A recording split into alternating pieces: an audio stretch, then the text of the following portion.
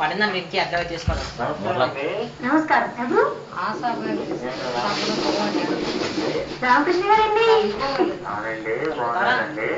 బాగున్నాను. మీ గీత గారు ఎలా ఉన్నారు? గీతనా? అమ్మయ్య, నిజంగా చాలా కష్టమైంది. రామ్ గారు. యాక్చువల్లీ నాకు అలవాటు కదా కట్ చేయడం, అలా కట్ చేశాను. సరే ఓకే. అయితే మీరు చాలా మంచి పెద్ద బిజినెస్ కదా, రబ్బర్ ఫ్యాక్టరీ కదా. ఎవరి వృత్తి వాళ్ళకి ఎక్కువ అనుకోవాలి, నేను దాని గురించి అనట్లేదు, నో ప్రాబ్లం. సో మీ సక్సెస్ కోసం ఆ పోటీ అనేది ఉంటుంది కదా, ఆ పోటీని మీరు ఎలా ఎదుర్కొంటారు? అప్పుడు స్ట్రెస్ ఫీల్ అవుతారా? ఎలా ఫీల్ అవుతారా బిజినెస్ టైంలో? అట్లా ప్రతిరోజు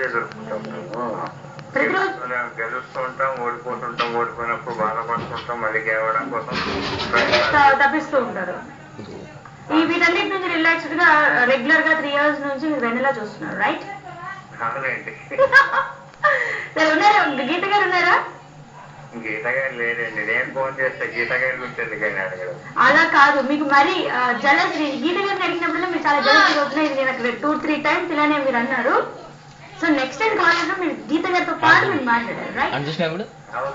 okay, very good mister Ram. మా రామ్ అంటే ఇష్టం ఉంటుంది కదా, రామకృష్ణ గారు. Anyway, thank you so much, చాలా రోజులతో కాల్ చేశారు.